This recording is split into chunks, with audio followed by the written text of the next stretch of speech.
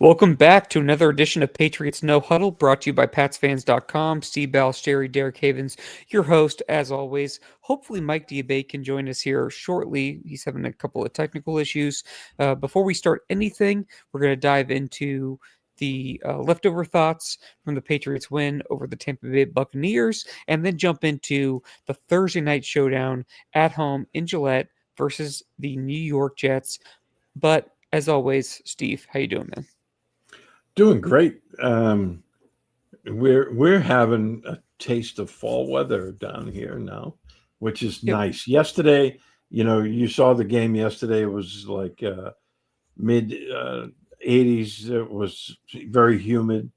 All that disappeared early this morning.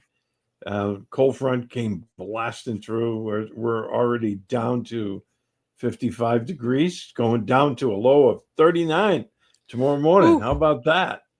So The lanai needs to be closed up for that tomorrow yeah, morning. there'll be no pool time in the morning. I get that. I get that. I want to thank everyone who's listening live, who's downloading this. Please do subscribe to us on our PatsFans.com YouTube channel, as well as like, share, leave us a review on Apple Podcast or Spotify. It keeps us high on those podcast rankings so other Patriots fans can find us. Steve, leftover thoughts from the Patriots win against Tampa Bay. I know we did a post game show pretty quickly, quick turnaround, but so does the team. We got a game this week on Thursday, so that's why we're doing the show so early. Should be posted probably on Veterans Day on November 11th in the morning. So give me your leftover thoughts on the game, and then we'll hop into the game against the Jets later. Yeah, I thought, again, I mean, I thought this was a really impressive game for the Patriots, especially the young guys, right? You're Drake May, uh, Travion Henderson, Kyle Williams, Will Campbell, right? I mean, the young guys stepped up yesterday. And, you know, we talked about coming into this game. Tampa had one of the better defenses overall in the NFL. They came in well rested, coming off a bye week, and the Patriots, I mean, killed them with explosions. Right, three touchdowns of 55 yards or more, four plays of over 50 yards. So you're looking at it, and then the thing that stuck out to me was how well this team is playing together. They were minus their top touchdown reception leader in Keishon Boutte. He is also their second leading receiver, but yet their wide receivers came up with 258 yards. I mean, that's pretty darn good, right? Now you minus your top running back, and then you lose, a replacement running back in the first half, but yet you still run for 166 yards. Travion Henderson, 147 yards, two touchdowns, two long touchdowns, 55 and 69. So, you look at that and you're like, this was a really impressive win, over a team that prides itself on its defense. We know their offense is banged up. We, you know, they were missing more people than the Patriots were Sure. offensively, but their defense was intact and they were coming off a bye week. And I think you just have to tip your hat to the Patriots, coaches and players. They really stepped up. They only allowed one sack yesterday, and was a team in their previous three games. Talking about the Bucks, they had 16 sacks in their previous three games, forced a bunch of turnovers. Patriots had 466 yards of offense. I mean, you know, that's some pretty good stuff. I think the biggest thing to me, Steve, and something that I feel like maybe some people have talked about, but maybe it's going a little bit under the radar, and I want to get your point on this before I go ahead and give my thoughts. But looking back at the game, I think the biggest thing that keeps standing out to me week after week after week, and I'm not saying he's perfect. Drake May has not been perfect. He's been really good, ahead of schedule, good. But like in previous years, when the Patriots, it was like, okay, 3rd and 2, they get a false start. and it's Yeah. 3rd and 7, and you're just throwing your hands up because you just know that they're not going to get it. You just give up. And now I think the biggest takeaway that I keep coming back to is that it could be 3rd and 10, and I have full confidence that Drake May can make the throw over the middle to get that 22 yards. And I think that's one of the biggest things that I've seen from this team versus the teams the past couple of years where you can't, it's not just, again, they need to be better in order to get to where everyone wants them to go. But to me, I think that Drake May allows them a little flexibility in terms of the yardage when they're behind the sticks, and he can go ahead and make a play. And I keep seeing that week after week after week. Yeah, and you look at the throws he's making. That's the thing. These throws he's making under duress, right? Pockets Look at the Mac Hollins throw in this third last and game. 14. 3rd and That 14, steps up in the pocket, moves to the left, guys all around him. Mac Hollins cuts in, throws over the middle, delivers it right where he needed to be. Hollins made a great catch. that was 3rd and 9. Yeah. The one I'm talking about is the 3rd and 14 where he throws it 55 yards, drops it in the bucket. Oh yeah. You know, I I mean, mean, he's one of the top 3 deep ball throwers in the entire league right now. No yeah, question. and then like how he stepped up and maneuvered the pocket on a third down to against a blitz. With the blitzer coming right into his grill, hits Pop Douglas for 26. I mean, these are throws that are you know, not every quarterback makes these, and that's what's impressive about him. And I think he's, his completion percentage yesterday, was far below what we've been seeing from him. But overall, I still thought he had an excellent game right up until that last interception. I thought that one, was one he probably wishes he had back. Um, at that point, you're up by 5, throw it away, take the points, and move on. Especially the way the defense had been playing, there was no reason for that. Mhm. If you're down by 5, then yeah, you try to force it in there. But I just didn't agree with that one. But I thought overall it was another outstanding game for him. I just think he's fearless. Whether it's him running, whether it's him, you know, taking a shot down deep, whether it's over the middle, he's not afraid to make the throw when he needs to make the throw, and I think that's important. The confidence is. I keep hearing this from national, analysts. Um, he has a short term memory. We usually talk about that with receivers and cornerbacks. With the quarterbacks, it's important too because you have a bad throw, it's okay.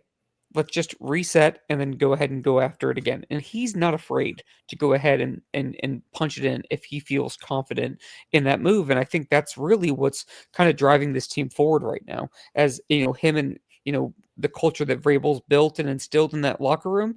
I think the two of them are really driving that boat, and that's why they're kind of going ahead and excelling a little bit ahead of schedule. Oh, I think they're well ahead of schedule. I don't think any of us thought in our wildest dreams they'd be 8-2 at this point. Um, you know, Yeah, we'd have been pleased at 5-5, and would have been really pleased at 6-4. At 8-2, I think we're, you know, right now, Steve. You're looking at, even if they go 3-4 down the stretch, they're still winning 11 games. I mean, that would be huge for this team. Just given what they've gone through, and I think you and I would both agree they're probably going to be ahead of that. So, yeah, I think you're looking. You said last show 12, 13 wins is what you're looking at. So, and I yeah. think I don't think you're right that's, there. and I don't think that's, hype right now. I think you have to look at the schedule, and of course they'll have to continue to play well and stay healthy. But if they are able to do those two things, I think 12 or 13 wins is very doable for this team. Well, They have some tough games coming up. Um, they got the you know, Bengals in 2 weeks, and Joe Burrow just started getting back to practice. So we'll see if he's ready. That would be a big question mark. 2 weeks yeah, from now. yeah. From what I heard later this afternoon, they don't expect him really for the Patriots game. It's a possibility, but they're looking right after that. So Yeah. I still think and he's probably like 3 weeks away. yeah, They have to be but careful with him. the Bengals, it hasn't been their offense. They've been scoring a boatload of points with Joe Flacco. Hmm. It's It's their the defense defense, that's a right? nightmare. So I mean, I With think the Patriots will, they'll have their hands full defensively against that team, but offensively, I don't see any reason why they shouldn't light them up, right. because everyone else seems to be. So um, that would be an interesting game because I think that'll be one of those high scoring games. So, Right. but you got the Bills, and they kind of had a mental letdown after their big win against Kansas City. Um, and then you have the Ravens who are getting healthy and they've won three in a row. You know, so And this week the Bills are hosting the Buccaneers, and the Buccaneers will be coming back after a loss. I'm sure they feel like they had some missed opportunities. The Bills obviously got wiped off the face of the planet with with the Dolphins in an upset of the week, and so that's going to be a really interesting game if the Buccaneers pull that off. Man, the Bills are really going to be kind of spiraling down the drain here, and that's going to be a whole different conversation. But it could kind of spur the Bills to go ahead and kind of step up because we're all kind of waiting for it, but it just hasn't happened yet. But I mean, to me, Steve, if we focus back on the Patriots, we talk about what they were able to accomplish against the Bucks, and I think that everyone keeps going back to the easy schedule, easy schedule. Like the Patriots had the easiest schedule. Yeah, yeah, that's true. They certainly do. There's no doubt the schedule is on the easier side. However, they can only line up against the people that the league assigns them to, and the two big games versus the Bills, versus the Bucks, they've been able on to the handle road it too. on the road. 5-0 on the road. The two big games they had to take care of, they did. So, at what point do people have to stop looking at the schedule and start looking at the team and say, okay, yeah, there are flaws, definitely flaws, but this team definitely is, I think, farther ahead than many people expected them to be, including us. Yeah. Oh yeah. I mean, nobody. Like I said, nobody expected that. Um, for them uh, to be 8-2 at this point, and that's fine. I mean, look, you know, um, I think they've reacted extremely well, to Mike Vrabel. He's changed everything with this team, and I think the fact that they hired, um, you know, Josh McDaniels as the offensive coordinator has been, uh, it's been light years, igniting Drake May's, year two jump. Because that was the big talk, right? Early in the summer, the offense was looking a little clunky. They had all these new moving parts, and we were talking about it in preseason and in training camp. It's going to take a while for this offense. Well, it really, the offense picked it up pretty quickly, and those are the things. I mean, when you look at it, it's like, I think Josh McDaniels' hire was just as big as Vrabel's when it comes to the um, culture of the team and where they're moving forward.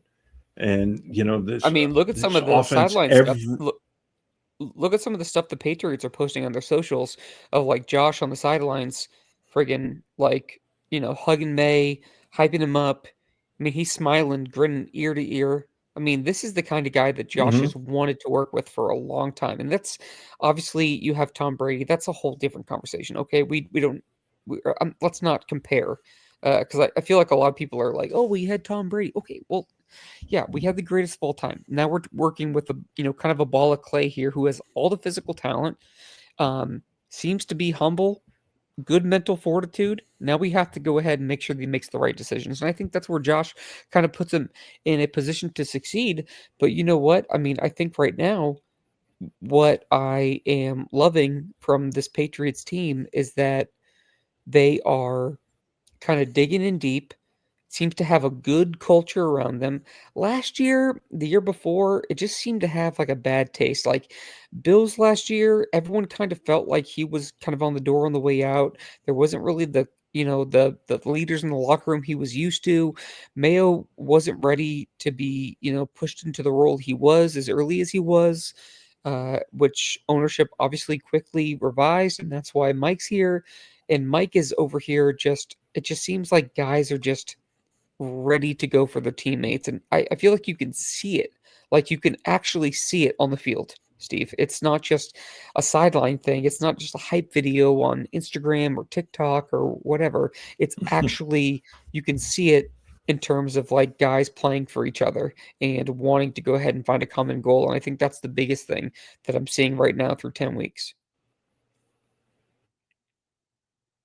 Yeah, and every week, the impressive thing, every week it's somebody else, right? Yep. It's not like, oh, okay, yeah, they have to feed Stephon Diggs the ball 15 times a game, and and they win like that. No, every week it's somebody else stepping up. Like Kyle Williams, the rookie, had two catches coming in. He turns in with a 72-yard touchdown. Mac Hmm. Hollins, the guy a lot of Patriots fans were so against this signing. And I remember being ecstatic about this because I was like, this guy, he's a different kind of player. He's not going to light it up, But he offensively. does everything right. Like Yeah, from the but community he's such to off the field to like the route running, he catches everything that goes his way. I mean, he is just so two, reliable. in two out of the last three games. He's been their leading receiver. He had 106 yards yesterday. He a couple of weeks ago he had 89. He's always in the right place. He's got a hard nose in terms of blocking for his teammates. He plays special. He does everything right, and Right. he is the perfect number four. And I remember like Buffalo fans were very upset to see him leave last year because he turned in a lot of big plays for Josh Allen last year. At certain crunch times, right? We saw it actually in the playoffs. You know, I think a guy like him, Diggs comes in. Diggs has been a leader, and Yep. a lot of people didn't see that coming. And then just Demario Douglas, Hunter Henry. I mean, these guys have all contributed, and every week it's somebody else. Yep. Kayshawn Booty, Booty's been their big touchdown guy, but you know, um, everyone gets to eat in this offense, Yep. and no one is complaining about getting the football, right? Because they know it's going to come to them. It might be today, it might be tomorrow. But it's good. The ball's going to come to you because every week is different. The game plans are different, and these guys, especially the wide receiver room, that we had so many questions about them at the start of the season. And let's call it what it is. A lot of people thought they had one of the worst skill position rooms Yep. in the NFL, but they're not playing like that right now, are No, they're not. I mean, I would say that the only person in the receiver room that worries me a little bit is Diggs, and it has nothing to do with what he's done. He has been absolutely phenomenal from the time he signed with the Patriots to now. I mean, he has been good in the community, good in the press, good with his teammates, good on the field, firing guys up. I think he's the only guy that you want to make sure that he's happy because I do think that there's a little bit of a domino effect there. He's the only real guy that I worry about. The other guys, I'm not too worried about. Kyle Williams, it was a matter of time. Pop Douglas is kind of the splash player that he's been. Matt Collins has kind of done the plays that he's kind of connected when with Drake when they needed him to. So overall, I mean, it's all good there. But I think that you want to go ahead and make sure that everything keeps moving cohesively. And to your point, they've been spreading the ball around. I mean, the tight ends have been a huge, huge part of the offense. against the Bucks, they were pretty much non-existent. But that's Hmm. just kind of how the game plan worked out, and I don't think that's an indictment on Austin Hooper or Hunter Henry. I think those are two very solid tight end options as veterans. They're not Gronk in his prime or anything like that, but they are very solid players. So, the offense is doing really good there. Defensively, they're swarming around the ball. You and I talked about in the post game show, the zone stuff needs to stop. And if we shift gears to the Jets, Garrett Wilson sounds like he's going to be out for this game, out for a couple of weeks. Huge break Hmm. for the Patriots, but they need to make sure that they confuse Justin Fields and really go ahead and mix things up. I think it's going to be, Steve, really about containment of Justin Fields and making him use his arm. You don't want him to scramble, 5 yards here, 6 yards here, 4 yards here. You want to go ahead and make him push the ball down the field. I think there's going to be opportunities for the Patriots defense to go ahead and make some plays. And I think ultimately that's going to be the biggest difference in this game. Yeah, yeah. Looking ahead at the Jets. I mean, the Jets won. They beat Cleveland on Sunday, or yesterday, I should say. Um, they scored 27 points, but two of those touchdowns came on returns. Wangu had a 99-yard kickoff return for a touchdown. Isaiah Williams had a punt return for a touchdown in the first quarter. I mean, both of those happened in the first quarter. Those are the type of plays that you have to highlight, especially on a short week. You're coming in, you're probably a little bit tired, saying we can't afford to have anything like this, excuse me, happen on Thursday night, because I think if you take stuff like that away from the Jets, that offense isn't going to light it up. They're not. Right. And Justin Fields had 54 yards passing. Um, the Jets scored 27 points, and he only had 54 yards passing, 42 of which was on one play, a screen pass to Brees Hall for a touchdown. So they're not lighting it up through the air, and without Garrett Wilson, that's not going to happen. But the Patriots have to avoid a letdown. I saw the injury report today; it was pretty extensive. Yep. So that's something we'll have to keep an eye on. I'm going to put you on the spot a little bit. We haven't done this in many shows. We used to do it, but if you were going to list three keys for the Patriots to win this week, um, we can tag team this if you want. My first key, Steve, would be Justin Fields keeping it in the pocket. I already kind of alluded to that. I think that's a huge Hmm. one. I Do you think agree? that's an excellent factor, because I think, to me, he's a running back who can throw the football. He's not a quarterback. I don't think he's a Well, quarterback. I really don't. seems like a Uh, good kid, but he's a college quarterback that was playing in Ohio State and he was throwing into windows that were friggin' wide open. yeah, And the NFL is just not like that. He's not built for it. no, So I think if and you I keep agree him in with the that. pocket, I think he's gonna make mistakes. Yeah, and he's shown to be inaccurate too.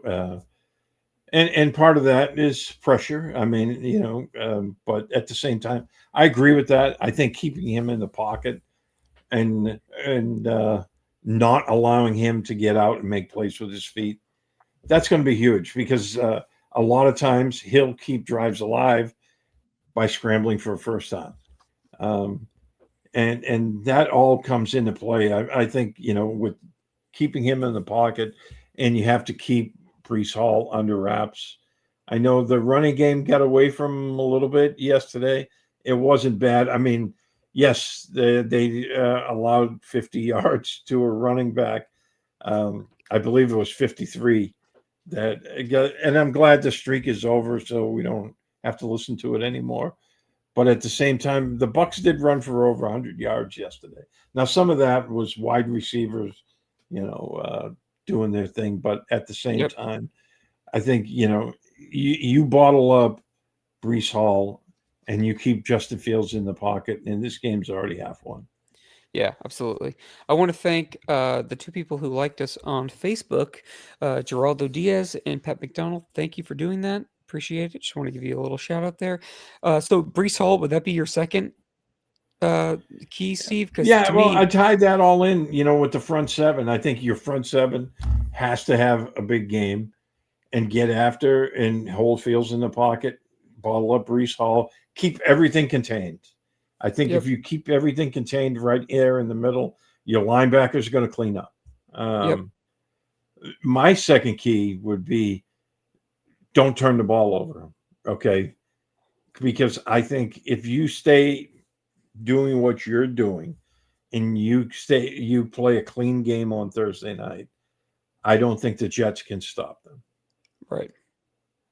So, and that would entail letting Drake May be Drake May. It would be really nice if they got Keishon Booty back for this game, or Ramondre Stevenson. Although I don't expect either one of them to play. I think they'll probably wait the extra 10 days and hopefully get them back after that. But it would be nice to see them back. Um, no, and my third key is bombs away. Right, Hmm. I think you have to take shots down the field. Um, on against this team. Uh, you know, hit them with play action and then take some shots down the field. Now, we've seen Ramondre Steve. I'm sorry, Travion Henderson. The speed that we've been clamoring for. Right, we saw that yesterday in the game. The one thing I would love to see is start using him on those running back wheel routes. They throw to him in the flat, but it's not the same as getting him out there in space where, he's isolated on one guy. And I think it's coming. I think Josh McDaniels is going to start, incorporating that into it. But right now, their running back room is kind of thin, right? Because Stevenson's out. Terrell Jennings got hurt, didn't return. So I mean, they're kind of thin at running back right now, and hopefully that will iron itself out by Thursday. Yeah, I agree. Um, I think that with this team currently, the way they're constructed, I think that we've seen a lot of slow defensive starts. Really don't want to see that this week when you have an offense that's just really impotent, I guess. They're lacking the iron a little bit, and I think with this Patriots team, you want to step on the throat early, and I think you have an opportunity to do that. They had a fire sale, lost Sauce, lost Quentin Williams. Go after him a little bit, and I think if you just chip away down the field and put some points on the board, you want to make it an uphill battle. Make Justin Fields have to throw the ball, make Aaron Glenn kind of clench his butt cheeks a little bit, and you're going to go ahead and put them in a position to make mistakes. And I think that's where the Patriots are going to win. I think the Patriots are going to have at least two turnovers this week, which kind of eludes me to my prediction, but I don't want to go ahead and give away the milk before I go ahead and Well, go from there. and again, I mean, one of the things, and like I've been singing Josh McDaniels praises, and well deserved.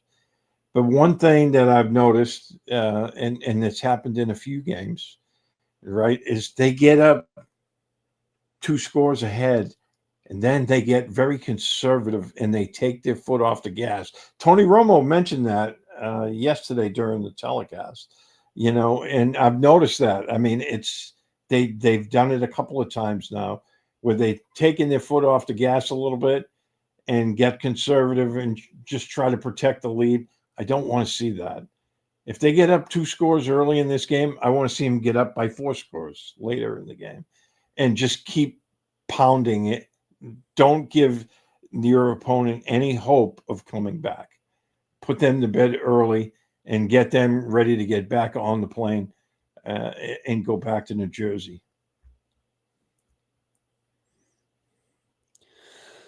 All right, Steve, let's get into our predictions for the week. We're gonna skip over the Patriots game for now. Okay, we got a couple interesting ones this week though, so we'll go ahead and talk about it. First one is Buccaneers Bills.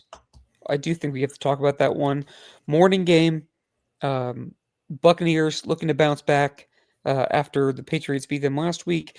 Bills looking to bounce back after the Dolphins upset them. It is in Buffalo, Orchard Park. I personally think the Bills will win this game, probably by somewhere between 5 to 8 points.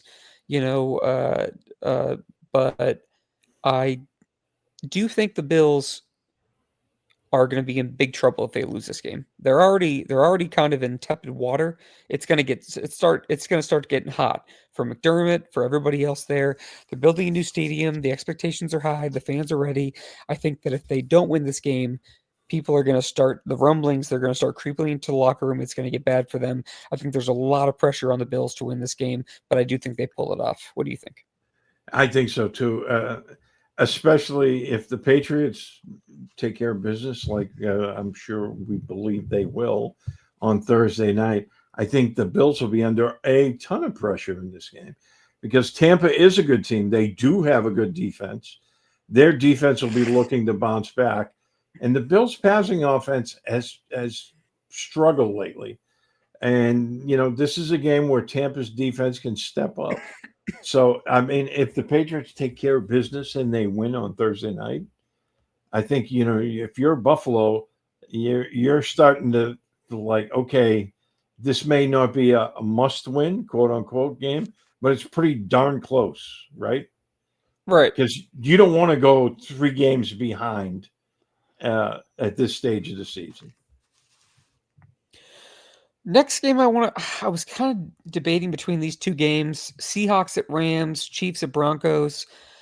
I think we should talk about the Seahawks and Rams. I mean, the Chiefs at Broncos is going to be interesting because it's a divisional game. The Chiefs really need to win it, but we'll see how the Broncos bounce back after a horrible, horrible showing against the Raiders, but Yeah, that's a whole different story. Chiefs, Chiefs, Rams, or sorry, Seahawks, Rams. Seahawks, really good defense. They're playing really well. Darnold's been very consistent for the most part. The Rams getting after it on defense. Stafford definitely in the MVP conversation. He's been tremendous. I'm going to go with the Rams at home, Steve, but I don't feel I'm not betting on this one. I mean, I love to sports bet, but I'm not putting money on this one. I could see it going either way, but I have the Rams winning by about 3 or 4 points. yeah, I think uh, that's about the point spread that I'm looking at. But just to be a little different, I'm going to take Seattle in this one. Mm, Their defense has been playing really, really well, terrific. and I think this is going to be a really good game to watch because you have two offenses that have been playing well, but you also have two defenses that, as you said, they're both getting after it. So I think this is going to be a fun one to watch, and I think it's going to be a really, really good game. But I'll take Seattle just to be different. Okay. All right. I like it. The contrarian point. That's fine. Last one before we get to the Patriots. Steve, Lions at Eagles on Sunday night. Should be a fun one. Um, Obviously, the Packers and Eagles are playing right now. So the Eagles get back to back primetime games. Lions, a little weird with the offensive play calling and, top five in points, but Dan Campbell still decided to take over the play calling there. So I know. maybe there's some undercurrent there. It's a little interesting. Both teams built through the trenches. Uh, I am gonna lean the Eagles because they're at home. I'm not saying anything plus or minus about it, but I do think the Eagles are top to bottom a better team. So I'm gonna take the Eagles. I would say like 27-24, give or take.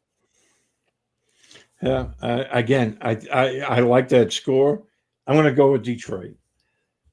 You're just Eagles you're will just have doing it to spite me at this point. yeah. Hey, the Eagles, they'll have a short week because they're playing tonight. Yep. Um, and again, I think that's going to be a fantastic game to watch. Um, and that'll Excellent be Sunday night. intriguing. Yep. It'll be intriguing to see how that one plays out. But I'm just looking at Jamar Gibbs. I think will be the difference in that. Man, he's a special talent. Hmm. Let me tell you. He's something There's different. so many good running backs in the league right now. I mean, Jonathan Taylor is like lights out, and then I mean, he's a landslide for Offensive Player of the Year, and he's in the MVP conversation. He yeah, won't win it. He won't win it in all likelihood. Just it's a quarterback thing. Yeah, it's a quarterback thing. but I mean, but Bijan Robinson. if he keeps doing what he's doing, it's hard to count him out. I mean, Yeah, yeah. Well, I mean, he had a fantastic game against Falcons. So yeah, there's so many good running backs this year, and we saw a couple of them. Bijan Robinson and Quentin Judkins. I mean, these guys they're all playing really, really well right now. yep, So, absolutely. Well, and let's jump into the Jets at Patriots, Steve. I mean, that's what it is. That's why we're here. yeah, Patriots, I according to DraftKings, right now the Patriots are 11.5 point favorites, which is a steep number. Minus 800 for the money line for those that like to gamble. Um, that's a big number. that's a I big. I could see them, covering that, but man, to me, I think the Patriots are going to win. I'm going to say, let's say let's say 27-16 Patriots. So that's right on the line. So technically the Jets would cover that spread. But I think 11.5 is a lot. I think the Patriots are going to hold them to a lot of field goals, and the Patriots are going to go ahead and knock them in. And I think that they might have a slow start, but I think that Justin Fields is going to give the defense an opportunity. I think you're going to see multiple picks by the Patriots defense in this Yeah. contest, and I Well, have them winning by 2 scores. I'm not a betting person. I don't do all the online betting stuff, but I do. I'll I'll I'll take that 800 because I think they win 31-13 on Thursday night. I think Drake May's going to have a big game. Yeah, I do too. I hope he does, just because the last couple weeks since Tennessee, it's been a little up and down. Mostly up. He's had a great season, but I want to see him just have a clean game and just go ahead and execute. I think he's going to go ahead and do it. I anticipate 2 or 3 big throws from him. He's done it every single week, so that's what we're seeing. Steve, final thoughts, and then I'll take it out. Yeah, it's been a crazy NFL season, hasn't it? I mean, Yep, you know, we're 3 months in. you look at the top 3 teams in the AFC right now, all at 8-2. The Broncos, the Colts, and the Patriots. And if you asked me who the top 3 teams would be record-wise in the AFC after 10 games, I wouldn't have had any of those 3 teams in there. Yep, You know what I mean? yep, So it's been crazy, and so it makes it more fun to watch. And the Patriots are fun again. They're fun to watch again, and that's what I mean. That's what's so entertaining about this. They haven't had this kind of explosion in years, and they're just playing so well, and they're fun to watch again. I love the job Vrabel's doing, and you see him out there, right? Guy gets hurt, he runs out on the field. I think it was Christian Barmore. He's holding his hand, yep. you know, When he hurt his back. and you know, I just think that this team is like I saw Robert Spillane's comments to Bert Breer after the game, and they're just so bought in to Vrabel and each other, and I just love seeing that. So Right. I think final thoughts for me, Steve, is that the Patriots need to take care of business this week. Yes, they're 8-2. Yes, they're on a 7-game winning streak. Yes, they should blow the doors off the Jets. But it's a short week. You're at home. It's very easy to gloss over this one. I don't think Vrabel will have them in that mindset, but it's something that I want to be cognizant of. I think that they need to go ahead, and if they want to go ahead and be where we all want them to be, this is a game they have to win. It keeps separation in the conference, the division, and the standings overall. So I want to see that. I want to thank everybody who was listening to this episode live of Patriots No Huddle. And if you were downloading this later or watching us on YouTube, please do subscribe to us on our Pats Fans YouTube channel. And then go ahead and subscribe to us on Apple Podcasts or Spotify. Like, share, leave us a review. Keeps us high in those rankings so other Patriots fans can find us.